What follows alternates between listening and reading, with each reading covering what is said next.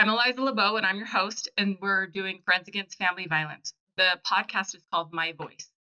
The goal is to give everybody an opportunity to use their voice to help people who need help or to help themselves. And so we have that question that we want you to fill out at the end of how you're going to use your voice to help victims of domestic violence and sexual assault moving forward. But it's really just to put a spotlight on it because there's lots of misconceptions about domestic violence and sexual assault and who it happens to and where it happens and when it happens. And so really just want to get rid of all the garbage, all the stuff that isn't real, right? And so today we have you, Keith Campbell, and I don't know tons about you, so I want you to tell me your background. I got 38 years in law enforcement, starting in corrections, did some patrol work, was later promoted to investigator with Vernal City. I later went to Uintah County from Vernal City. Right. And I've been there since 2006 as the assistant chief of police. So you're at the sheriff's office now. You started backwards. Opposite. You were at the sheriff's office and now you're at Vernal PD. Yes. I was an investigator for Uintah County for most of my time there. And then I left and went to Vernal City in 2009, honestly, to be an investigator again, because that's my true love. But that didn't work out. And about 40 days in, the chief announced he was leaving, and I became the assistant chief. I had left the job from Uintah County as the undersheriff, and I thought it was so cool to be an investigator. And Again? It lasted 40 days. I became the assistant chief there, and I've been doing that since. Somebody's got to be in charge. I think I'm pretty good at it. Yeah. I've done it for a long time. I think I was pretty good at investigations. I did that for a long time. And truly my comfort zone was investigations because I was pretty good at it, and I really enjoyed it. Right. Not that I don't enjoy this. It's just a whole different thing. It's There's just a lot different. of work involved, honestly. You're more HR, personnel issues and dealing with the humans who work for you as opposed to going out and solving the problems. Yes. Yeah, I understand. How many years total? 38 years. 38 years. That's a long time. It seems like yesterday, honestly. It's been a long time, but it's might sound weird, and it's kind of cliche, but there's been bad days, obviously, a lot of them, but overall, I feel like I've worked a day in my life. You do what you love. Exactly. Tell my kids this all the time, and maybe I shouldn't promote Dirty Heads, but Dirty Heads has a song about how if you do what you love, you're on vacation every single day because you love your occupation. Yeah. So I always tell the middle school kids about that because, you can end up with a job that you love and you don't feel like you work and you get paid for it. Right. Or you can end up with a job that you just really hate based on the choices that you make, right? And all the money in the world. Doesn't matter. It doesn't make a difference. If you hate your job, it's miserable every day. It doesn't matter how much you get paid. Yeah, it's a real thing. Okay, so I want to ask you a few questions about victim services in Uintah County. So according to Alicia, and Alicia she's one of our co-founders, and she's currently our director of Friends Against Family Violence. She said that you were instrumental in the switch from victim advocate services at the city level to at a private level. So now Friends Against Family Violence is over that. What motivated that change? Why the change from one to the other? I guess I can confess a little bit. Okay, deal. As an old cop, we're a little reluctant to change things that aren't broke. Right. And when that transition was coming in, well, I was reluctant. We were as a whole. I mean, Uintah Basin, we're really reluctant. But we saw also, we're pretty forward thinking, and we saw the trend on the horizon. The state was making a pretty good push. System-based advocates is what we had. Okay. And community-based advocates is what we have now. FDFV is now. Okay. So systems. Big change. Systems is the public-based, paid for with the tax dollars, right? Paid for within the police department. Right. And then community-based is what we have now. Correct. Okay. And we saw a change on the horizon potentially for funding sources, which we had been pretty good at funding, but thinking that part of that's going to dry up, and several other variables, and we thought, let's get ahead of this and let's embrace it. And so we made the transition, not because of any problems we had. Right. I think things were going very well, but we made that transition, and things are going very well now. We still have system-based advocates. Their roles have just tweaked a little bit. So what do they do now? What's their roles now? They'll help with protective orders, and they can just provide services. Basically, what they gave up, so to speak, is the call out portion of this, that first contact. Okay. They don't do call out anymore. FAFV covers the call out services and gets everybody hooked in, and now they work together with FAFV. And personally, I think things are going very well. What are the benefits for systems based versus community based, or the pitfalls? I don't honestly, I don't know that there's any pitfalls. I think from a victim standpoint, it's easier to identify with somebody that's community based. The system isn't notoriously known for comfort level with victims. Okay. It's like a law enforcement officer assuming that when you have contact with a victim, that they're going to trust you, that they're going to build some rapport. Right. I worked in those days as a patrol guy, and you would have an officer that showed up, and they were in charge of all of it. And maybe to a degree, we didn't know any better back then. Right. To a degree, the victim got what the officer had time for, but at the same time, they were dealing with the crime or what? Yeah. In custody. Right. They were dealing with an investigation. They were dealing with transporting someone to jail potentially, and there stands the system. So first, there stands the victim, but the system has changed, and it was easy to embrace from a law enforcement standpoint back then, because the things that a victim advocate can deal with are things that you really didn't have a lot of time for before, and now law enforcement can focus on taking care of the crime. Yeah. Correct. And basically the victim gets a cart buddy or a friend from the get-go. Right. And they can carry that throughout the court process and things like that. So it's a natural bond between the two systems, if you want to call it that. And then obviously we made the tweak recently, a little over a year ago, I think, to transition to the community-based, which is Friends Against Family Violence. Right. And we still have, in the county attorney's office, they still have victim advocates. We still have a victim advocate that deals with our justice court cases. Right. At Vernal City and walk-ins. So there are victims advocates sprinkled about everywhere, somebody to support. And I would think that the only hard part might be communication at times, because where you're not in-house anymore. Maybe it was tough at first because people do what they know. Right. But we transitioned really quickly. Good. Fortunately, those of us that have been around for a while had worked with those same faces, maybe in other areas. Yeah, I know some of our people have been victims advocates before for the city. Yeah, in the past. And like Alicia that you mentioned, she worked at the DCFS. Mm-hmm. I worked a lot of years with Alicia. So they were known faces. All we had to do was figure out how to loop them in. Them in, join that communication. And I think that transition was maybe even smoother than I thought it was going to be once everybody was all in on the program. Yeah. And I do know from the standpoint of Friends Against Family Violence, their workload has gone up significantly, which makes sense, right? Because if they're going to take that from you and then now they're going to carry it, it has impacted the busyness of Friends Against Family Violence. And it takes a little time to transition. And like I said, law enforcement officers are reluctant to change. They get used to something and they can repeat it. Yeah. But like at Vernal City Police Department, we actually, Friends Against Family Violence goes out on every single domestic violence call, no questions asked. That's one of the first calls that are made. And either they contact friends or dispatch contacts friends. Right. And that person is going to respond to the scene and handle the victim, take care of everything, and help them with their needs. Right. I think that that's a good.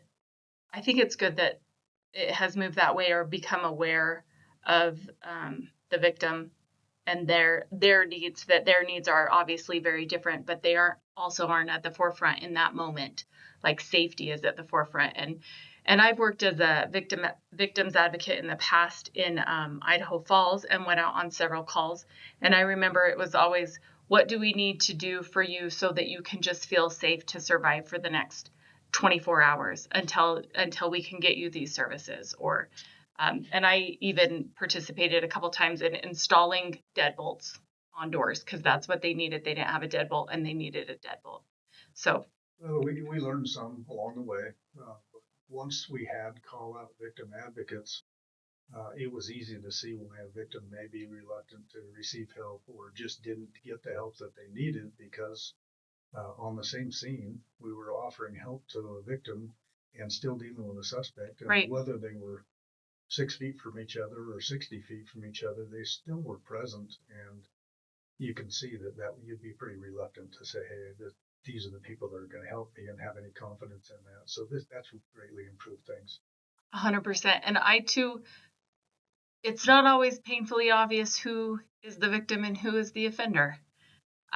There are many instances where it's not real clear what the situation is, and it's nice to have somebody supporting both sides. And I also think that there are situations where the victim has been taught to fear police or to not trust them.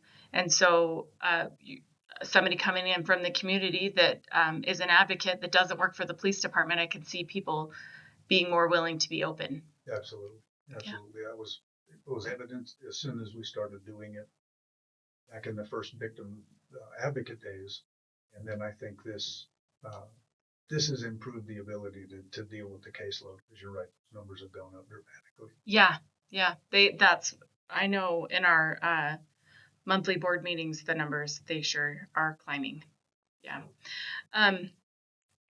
Let me see.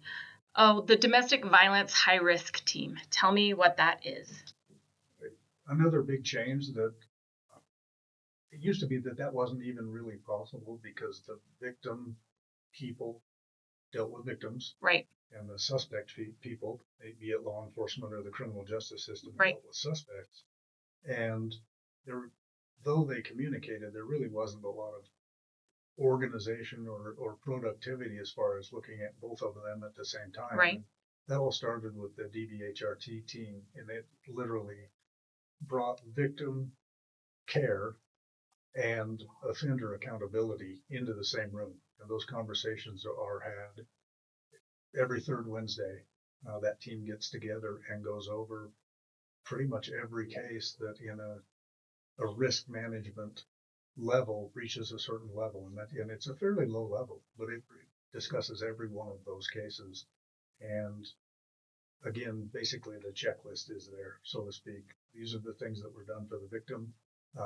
What kind of risk does this offender pose? What can we do to help safety of the victim and accountability for the offender at the same time? And there's a myriad of discussions that take place. The other thing is it improved communication slash information gathering. There were times that if an incident happened in Duchesne County and 3 weeks later an incident happened in Uintah County, there really was no mechanism to know that the same victim was a victim in both places and the same suspect was a suspect in both places. And this brought those two together for law enforcement as well as the prosecutors and really the justice system. Right, which, I mean, I know from personal experience that moving happens a lot. And so jumping from Roosevelt to Duchesne to Vernal to Manila makes a lot of sense. And so if there isn't something tying everything together in these little communities and job swapping, like losing a job, getting another job, that makes a lot of sense that there needs to be something tying all of those together. The true goal of that by the offender is to avoid accountability. Right. And it worked, unfortunately. For some years it worked. Yeah, it makes sense. We're tightening that up. It's making sense. It's interesting. So you go over every case and look at everybody in the picture. does that go to kids? Does that go to how far does that reach go? It deals with all of those. It deals with the entirety of that relationship. It deals with accountability for the offender or suspect. Mm-hmm. Uh, it deals with safety across the board. And then it deals with whatever services can be provided to a victim to help them, to help their kids, to help with housing, to help with everything you can think of. Right. I don't know that I could make a list right now. I would Right. forget something. Well, and I would assume that even if you did make a list of everything you've done so far, in the future, you're going to find new things that you need to do for that new case. Absolutely. I think that's one of the things as a group, I think we're the proudest of is we have evolved as well or honestly better than a lot of people in the entire state. Your flexibility. Absolutely. We're staying ahead of what we see the trends are, trying to make tweaks or changes wherever necessary, and trying frankly to do the best we can for both sides, if you want to call it the offender side for accountability and truly the victim side for victimology and help and services. Okay. Well, and that leads me to some conversations about our previous county prosecutor. And I know just across the board, actual offender accountability is hard to come by. It's hard to achieve, and often victims get, there is a lot of accusations about victims getting re-victimized in court processes and having to relive this experience over and over and over again. And personally, I've been told, in many instances, I've met with victims who don't want anybody to know because they don't want to go through it.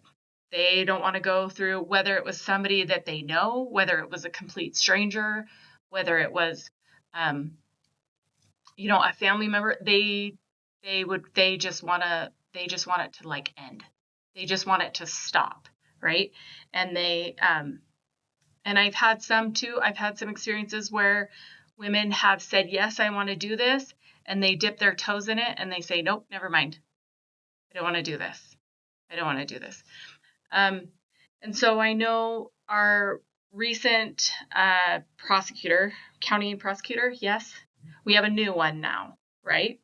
And there's a lot of conversation about crimes against humans, including domestic violence and sexual assault, that are not being prosecuted in Uintah County. So what is your take on this? That's a hot button. That's a hot question. With 38 years in law enforcement, clearly that's a hot button. Yeah. As you would imagine. Well, because I can imagine you're working your tail off to get the evidence so that something can happen. Yeah, there's obviously some frustration there, and then the what happened at the end. From a victim standpoint, maybe rarely you're going to be satisfied with what the system does to the offender. Mm-hmm. But obviously there's rules and there's things that they have to follow. But when it's obvious that some of those things aren't being done, it's kind of embarrassing, honestly. You can't question the fact that they don't want to get involved if they think that they're going to work their tail off and nothing's going to happen. I guess when you brought up the newly elected county attorney, I guess in answer to that, when he was campaigning for that office, he made a lot of campaign promises. He didn't say there would be no such thing as a plea bargain. He didn't say this, he didn't say that, but objectively, he made a lot of promises. So promises that lead to prosecuting these kinds of cases? Right. He made some promises about diligently prosecuting the bigger or more serious offenses. He made some promises about plea bargains were only applicable in a certain set of circumstances. Right. And I guess in answer to that, a good portion of that clearly I can't control. No. Law enforcement standpoint. No. I can't control that. But I will tell you that I, as well as quite a few others, have some pretty good confidence in the fact that I truly believe what he said he will to the that to he's the going to best of follow his through. to the best of his abilities, I believe he'll follow through. Maybe this isn't a great answer to that, but if he doesn't, frankly, he probably shouldn't plan on a long career in the county attorney's office. Right. Society is fed up. Right. Right. That People became people are making the move towards, we need this. You said right. you would do this. If you don't do this, we're not going to reelect you to not do it again. Right. And I don't think the only reason he would do a good job is because of that. Right. I think it started before that. I think he'll do a good job, and I think those campaign promises, if you want to call them that, I believe he's sincere. And it'll take some time to figure that out. He's got to get his feet under him. Yeah. Yeah. Transitionally, the Republican Party selected him as the interim county attorney until December, when he's actually the elected county attorney that is acting. But frankly, maybe that gives him a little bit of time to get his feet under him. Gives him some extra wiggle room. Yeah, for sure. And I guess the proof's in the pudding. We'll see what happens here, but I'm beyond confident that he's going to give his best effort. He's not going to make everybody happy, but that's sometimes impossible. I think he'll prove he meant what he said. Good. I mean, I hope so. I know that's what we spend a lot of our time talking about. Although with Friends Against Family Violence, our focus is obviously on the victim and lots of times the children, and not as much on, like I said, sometimes they don't want to prosecute. They just want it to stop. They just want it to end. And so lots of times that's not even a discussion that we're having. They being the victims? You're right, the victims. True. Yeah. But even in an absolutely perfect world, it's understandable that some victims would have a view. Right. Because of the, they don't want it out there in the public. Yes, it's embarrassing. Factors that will never change. Yeah. But at the same time, you got to have some confidence in the system, and I think confidence has dropped from victims, and so I guess the challenge for the new county attorney is to rebuild that confidence. Let's rebuild that confidence and see how well we can do. And I think he accepted that challenge before. I think he's sincere. I think he accepted that challenge when he said it. Good. I know, and you know as well, that it isn't always severe enough to be something that's prosecutable. It isn't always, I can't come up with the right word, because domestic violence, while I know that a definition exists, right? We have a definition of what domestic violence is. But it's so much more nuanced than that, and sometimes the person is just being mean, and they're just mean all the time, and they're not hitting anybody, and they're not committing any crimes, but they're just really, really mean, and it gets to a point where it's affecting lives, and it's affecting lifestyles, and it creeps in. It creeps in such a crazy way that lots of situations just aren't something. There's just not something that like somebody can go to jail over, or that you can call a cop over even, and that's a sticky place for a victim to be, is in a position where like there isn't anybody who you can necessarily call to help because there isn't necessarily a crime happening.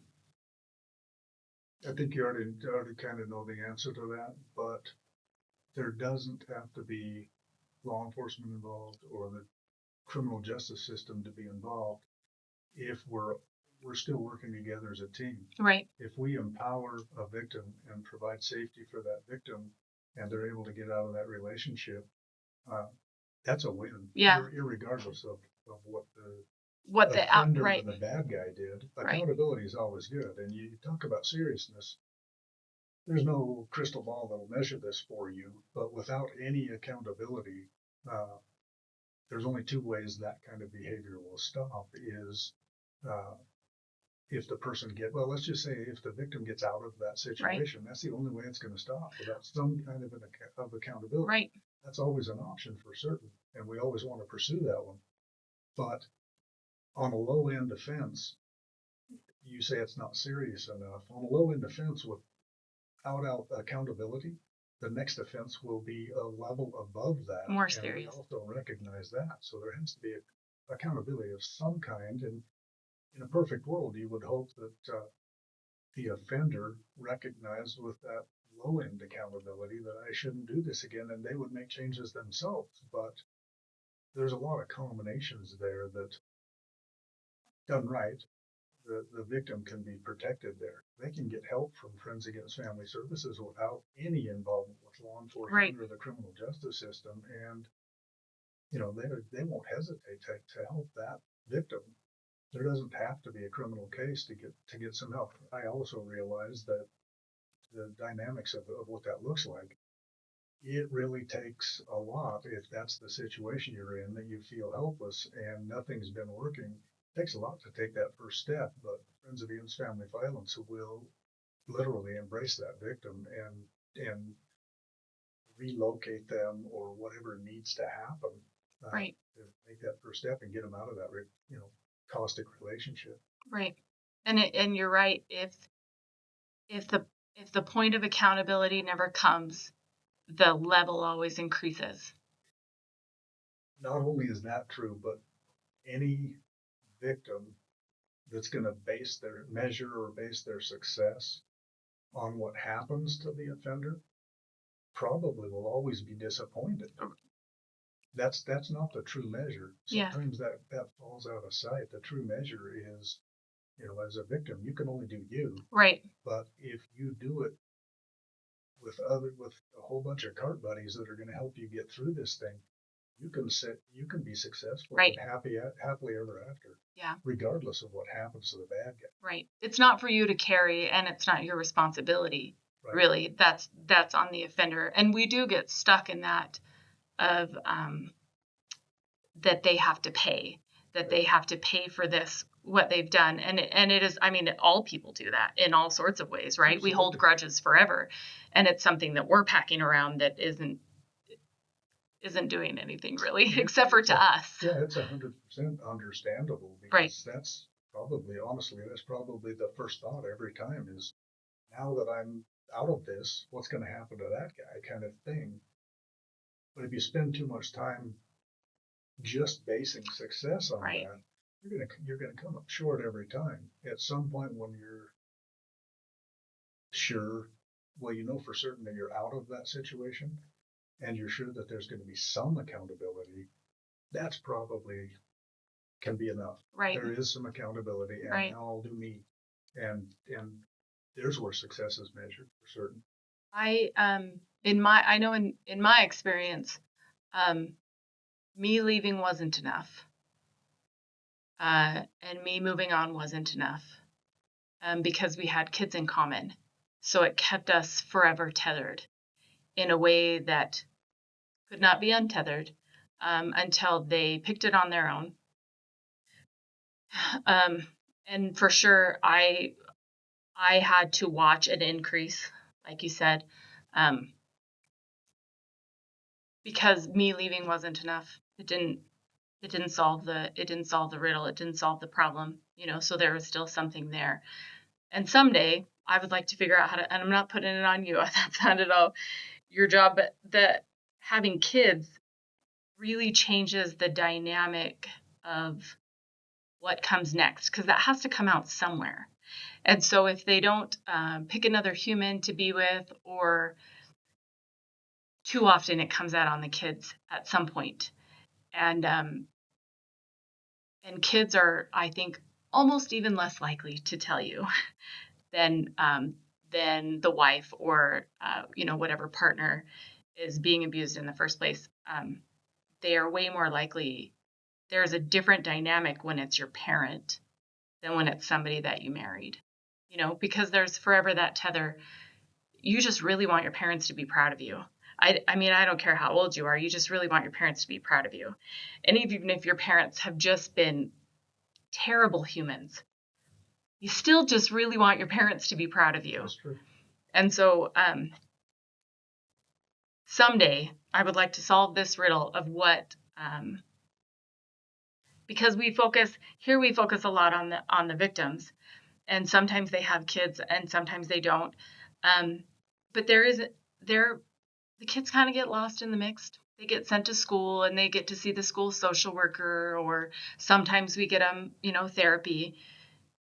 But there isn't a building that exists. I guess there's the Children's Justice Center, but something we have to get to a point to where they get to go there, to a certain level. And so, anyways, that's just not always in the background of my mind, is when at some point we got to pick up that part of this circle, because it kind of just floats out there, and they get wrecked the whole time by it. Yeah, I don't know if there's a perfect answer for that, but Yeah. I can tell you I've been around long enough. The system has improved dramatically. Uh, In paying attention to that and and paying seeing it. attention to see the potential risk to the mental health issues for the kids. There's protective orders. That used to be something that wasn't. They used to have a no contact order that, frankly, isn't what the paper Right. it was written on. Yeah. With a protective order, with the communications between communities and the state, and with multiple states, protective orders, I think, are again making things better. This kind of Friends Against Family Violence or any victim advocate service, they communicate better as well, and is clearly far from perfect at this point. But I think they've come a long ways. I don't know that. Unfortunately, I hate to say this, but I don't know that in my lifetime we'll get to see a day that that kind of thing doesn't happen. But Yeah. if you got better each year by even one case, Right. Clearly that's a success. Ideally, we progress or improve at a faster rate than that. But I think that the system and the people involved in the system are trying. I agree. And part of it for me is that offender piece, because a lot of these kids end up being our future victims and offenders. And part of that is just a learned behavior system. That's how they learn to behave, and that's how they learn to feel, right?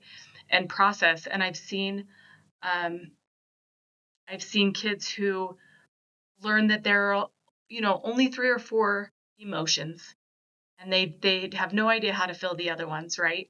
And if you're sad, mad, scared, all of those come out as angry, right? And then they never learn how to express their own emotions, and then we begin all over again, and we see them later as offenders or victims. And that's part of my deal with looking at the kids, is going, let's grab them. We have this moment.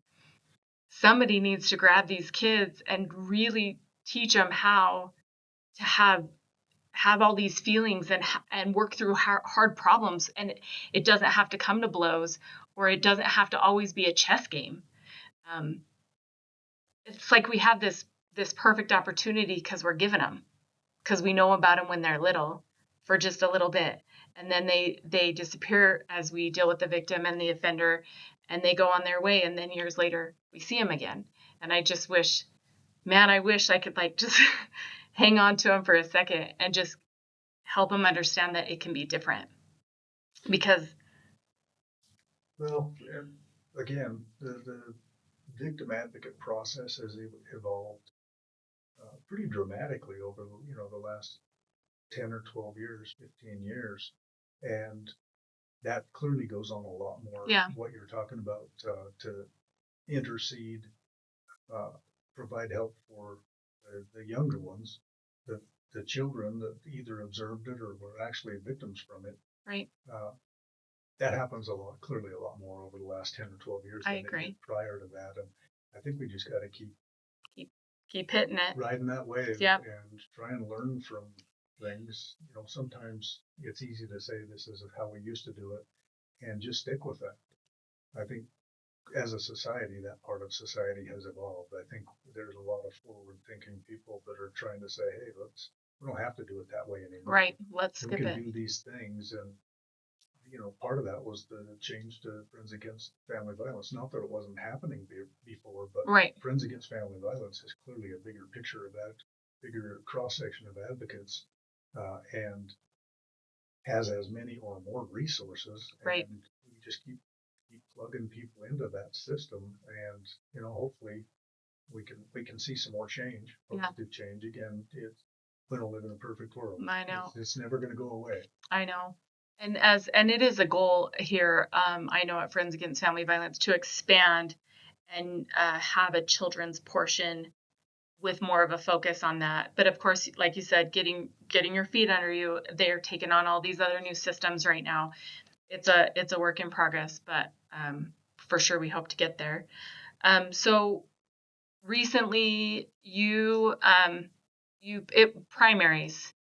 You passed the primaries, right, for the commissioner, Yes. for the commissioner seat A, right? Correct. So what does that look like for you moving forward? I understand there's a write-in candidate that we may hear something from in November. Okay, so November is the final elections. This was just the primaries, okay? Correct. Frankly, at this point, I would consider myself the new commissioner for seat A. Pretty much that's how it goes. And ready to go to work. Clearly, there's going to be I'm not ready to retire. Okay. That's why I decided to be a commissioner. Okay.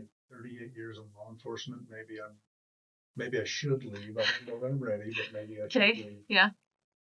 I'm transitioning is the way I look at it. I'm just going to go to a different place that I can help Uinta County be what I think it was to a degree when I grew up here.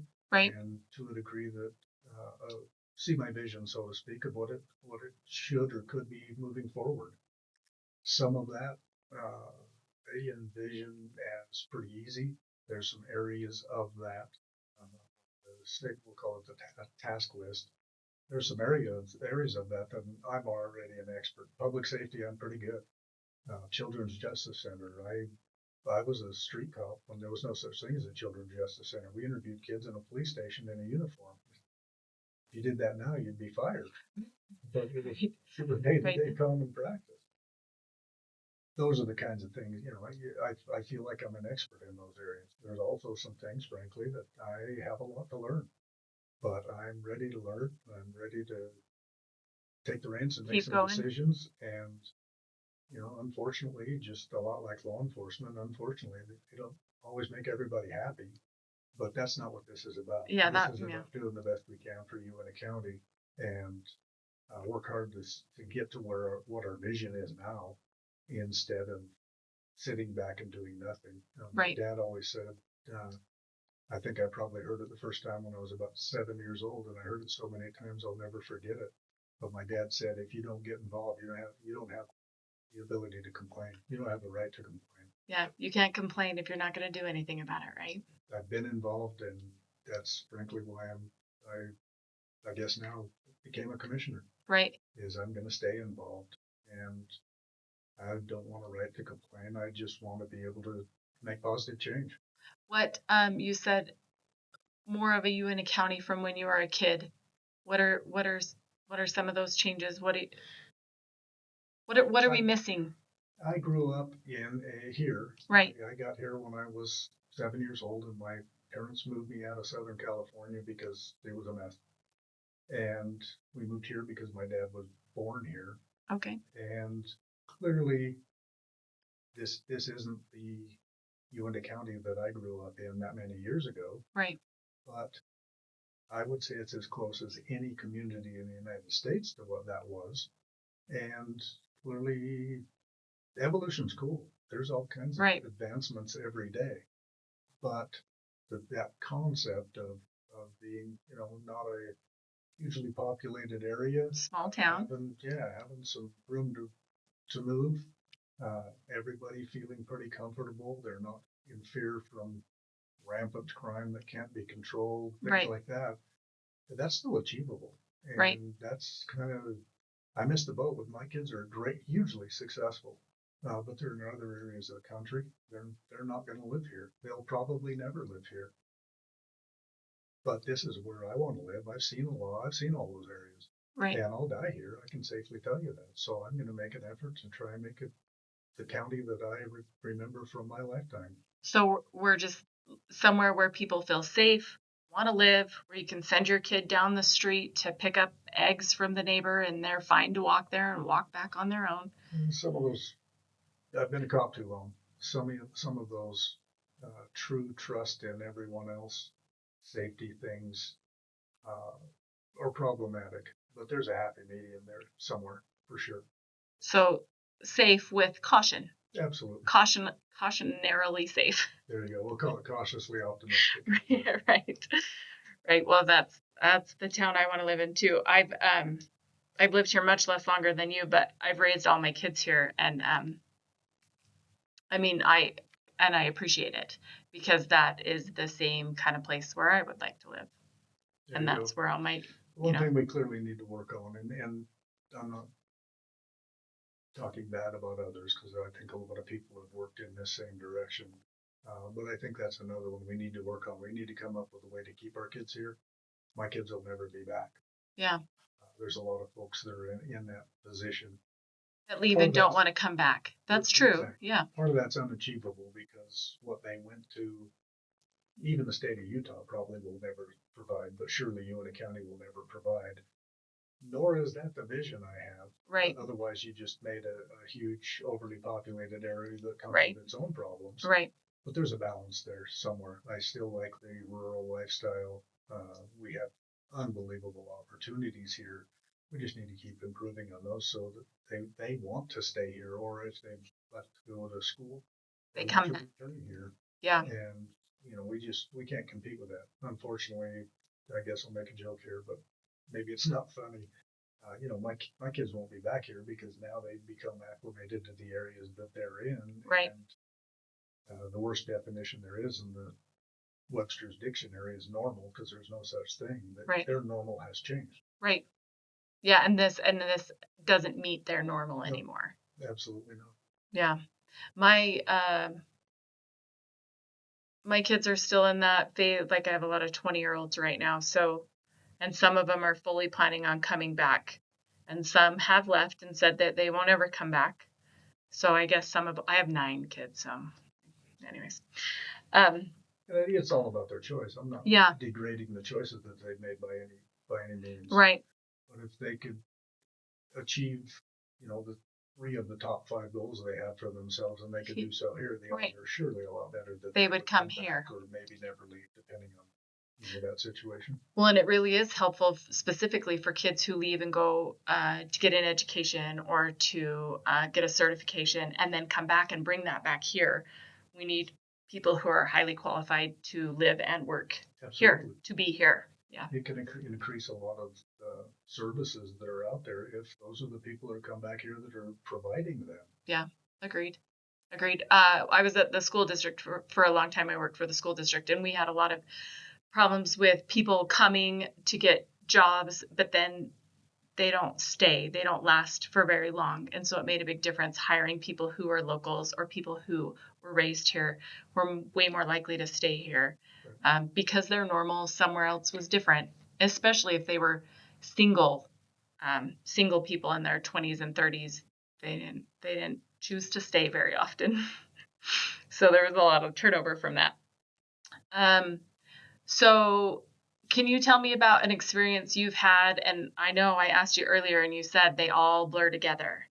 But is there a time with domestic violence or sexual assault where, and of course, leave out names, but something that changed you, changed who you are, changed how you approached those situations as a cop, as a law enforcement officer?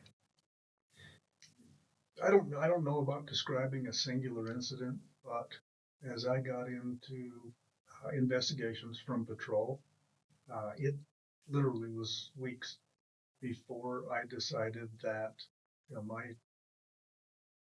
comfort zone, that sounds weird.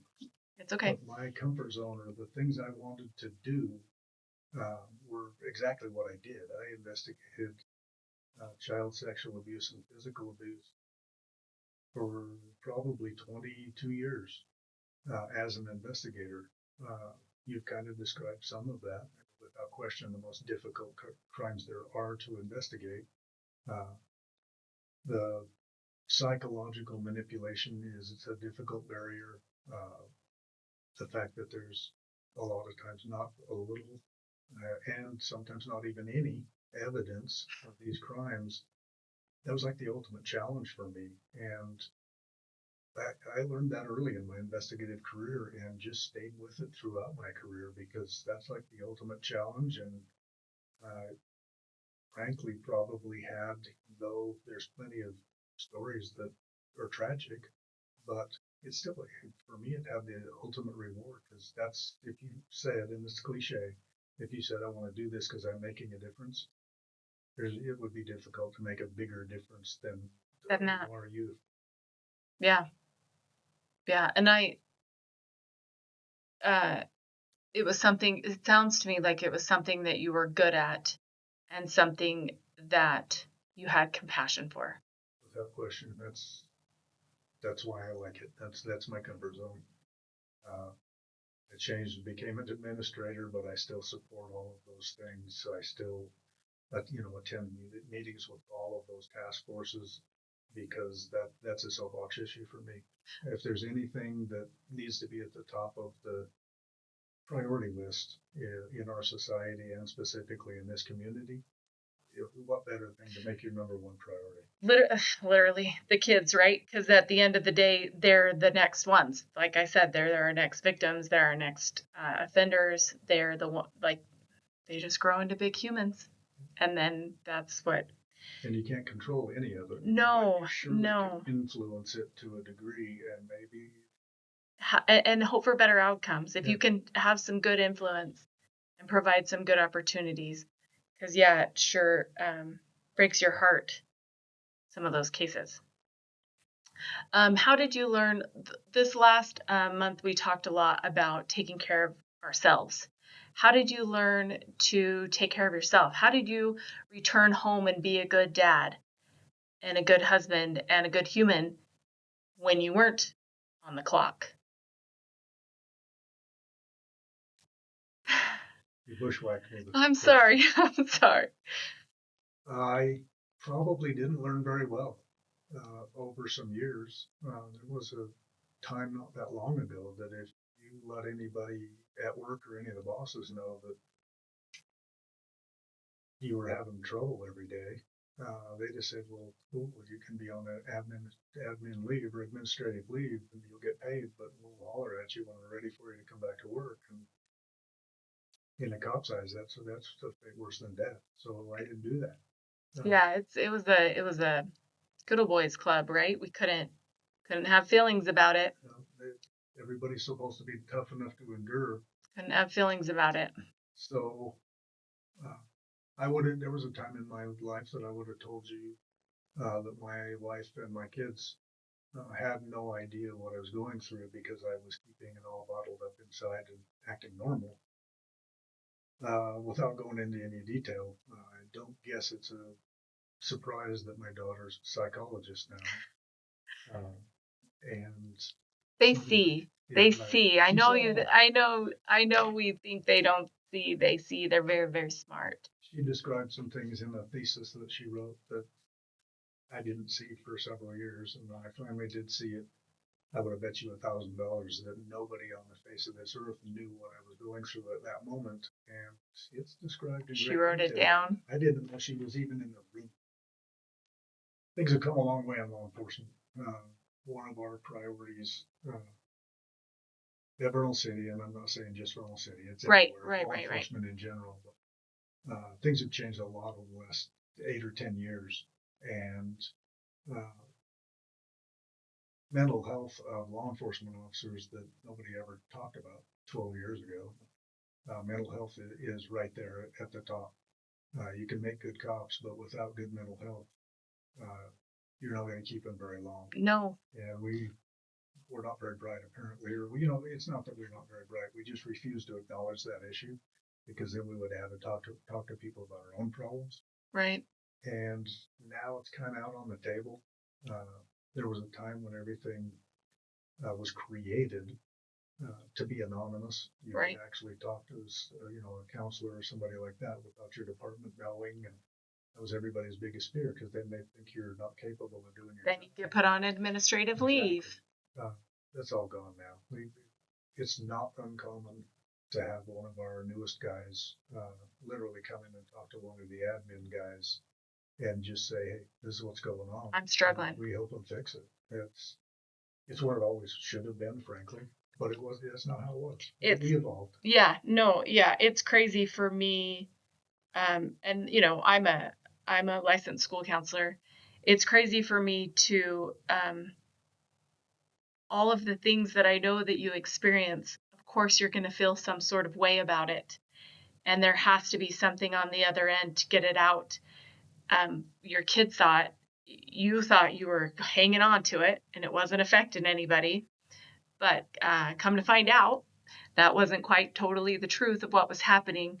And it's silly to think, I wouldn't want you to investigate my case if you're being less than human.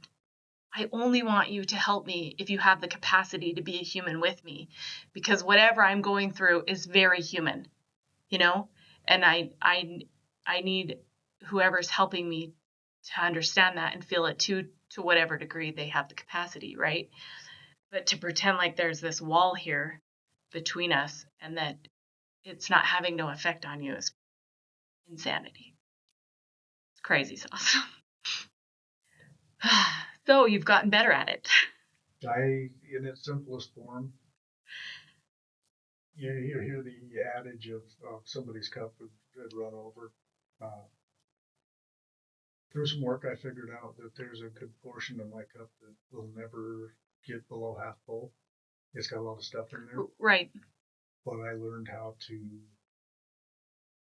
drain my cup or empty my cup, and it's been a lot of years since I struggled with my cup about to run over or running over.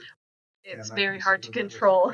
Yeah, when it's full. Will you share some of the things you do? For maybe obvious reasons, or maybe it was silly, but there was a lot of years that my wife knew what I did, but not in any detail. And that's one of the changes. You have to have somebody you can talk to, otherwise you can't control things running over in your cup. I learned how to do that. You've got to have true time away. You better have a hobby that you can get totally engrossed in, because that's your happy place. Right. You don't have to worry about other things when you're doing that, and many other things. But the easy part, frankly, if you grew up from day one in law enforcement, if you grew up in an environment that you could admit that it was tough and have a maintenance process, which I think guys can do now. Yeah, it's okay now. I didn't grow up in that world. No. It was only 12 or 15 years ago that things started changing that way. But if you grew up in that system, that's just brilliant. To grow up in the other one was pretty difficult. Yeah.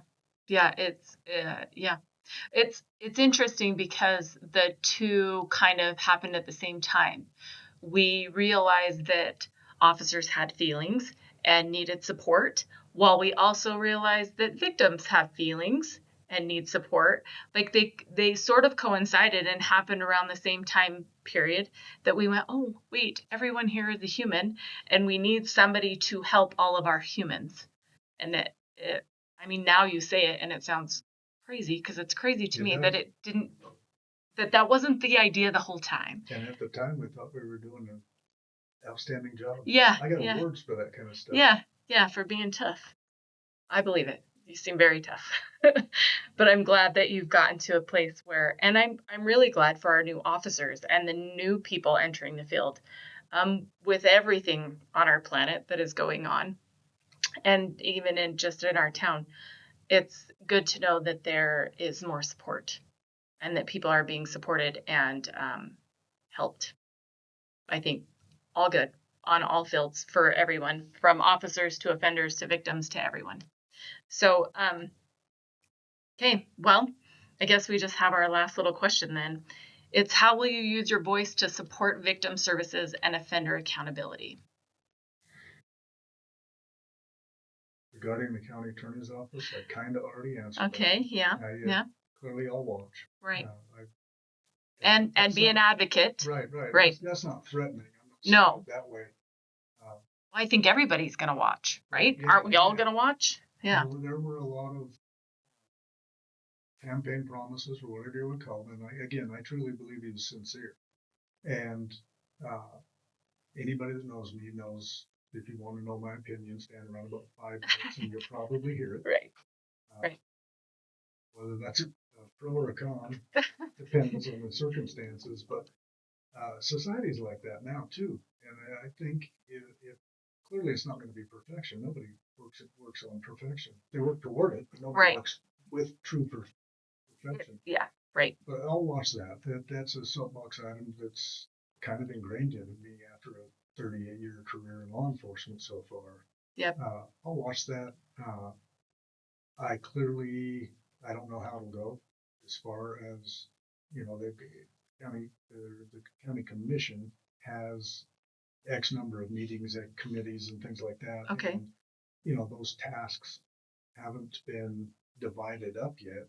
Probably won't right. until 2 or 3 weeks into January. Right. But I really hope. One of my mottos has always been capitalize on your strengths and work on your weaknesses. Right. And I would like to say that I can be put on those committees that are my strengths. I think that hopefully that seems logical. Yeah, it would be crazy not to utilize you and what you're good at and the things that you've become an expert at over the years. Yep. Crazy. I hope I can be involved in those pieces. And right. There's a lot of angles of not just the sheriff's office, but Children's Justice Center and right. things like that. There's a lot of angles in there in that public safety umbrella. Right. They're in my wheelhouse. I hope I get some of those. I also, frankly, not only have I got a lot to learn, but I, more than anything, kind of like a challenge. So I want to see what those are, and I need to learn them quickly. And my plan is to be effective. We'll see how that goes, but I'll always be an advocate for victims. There's no question about that. They sometimes don't even have a voice until you help them provide it. That's the truth. Somebody needs to be available to help them speak up. And we've proven you can't make somebody do that, and you can't just describe how to do that. Yeah, they have to be empowered over some time and have some confidence that it'll work. And sometimes that's a years-long process if it ever happens. Yep. Sometimes you know this better than I. Sometimes a victim is empowered pretty quickly, and all of a sudden they're white hot. They're gonna fix all of it. Yeah. There's sometimes that you can have the greatest conversation in the world with a victim, and empower them, and promise help and all kinds of things, and at the last second they'll dig in their heels because what they're doing is their comfort zone. At least it's predictable for them. They don't know what that looks like. Right. They can't see your vision. Yeah, especially when they've lived in a world for so long where they have to guess the outcome. They're constantly weighing the odds, and it's not even about picking a good outcome. Sometimes it's about picking the least bad outcome, because all the outcomes are going to be bad. So which one's going to be the least bad or hurt the least? And there's another piece of that manipulation, that when they're promised something is going to happen, if they do something that the abuser doesn't want, right, and then that happens, it's etched in stone that that person's going to control my life, and I don't have a choice. So there's a lot that goes into it for certain. Yeah, and I could see where working with kids has helped you have those moments where it's not even about having a voice. It's just about having somebody there, and that they're okay, and that you're there, and they don't have to say anything about it. One of the coolest things that ever happened in my career is I've had people come up to me 25 years after a case that I worked when they were a victim as a child, and come up and say thank you or give me a hug. That's kind of gut-wrenching. Yeah. Had it happen one time when I was coaching softball in West Valley, and I had to go take a walk. That's not where you want to. Yeah. It's weird, but that's the coolest thing ever. That means you did something right. Right. Right. And even if probably that kid you didn't recognize, but they recognize you, Probably look about the same. You called me out. In that case, 20 seconds into talking, that person said, "You don't recognize me, do you?" And it's like, "No, I don't. I'm sorry." No idea. And when they told me the name, it's like I almost needed to grab the chain link fence to stay upright because it brought back some memories, and that was a tough time. Yeah. Yeah. Well, And way tougher for them for certain. oh, yeah. But you helped them. You gave them their first step or two steps out of there, and then they got to where they're at now, and now they can walk up to you in a crowd and give you a hug because, and that says a lot right there, walking up to a grown man and giving him a hug after you haven't seen him in however many years and he was a cop. That's a bold move, So, And you don't need affirmation that you did it right because you know you were doing it right, made you feel good, etc. You just did the right thing, but that affirmation sometimes says, "Hey, what we're doing is not in vain." it matters. It made a difference. It made a difference to this kid. Yeah. Yeah. Well, I love it. Well, thanks, Keith, for coming on here. Sorry for hitting you with a couple of hard questions. I didn't see that one coming. I want to thank Keith again for coming on the show to share his voice. Please follow us on social media or check out our website at fafv.org for more information on how you can give your support and share your voice. And don't forget to like and subscribe below.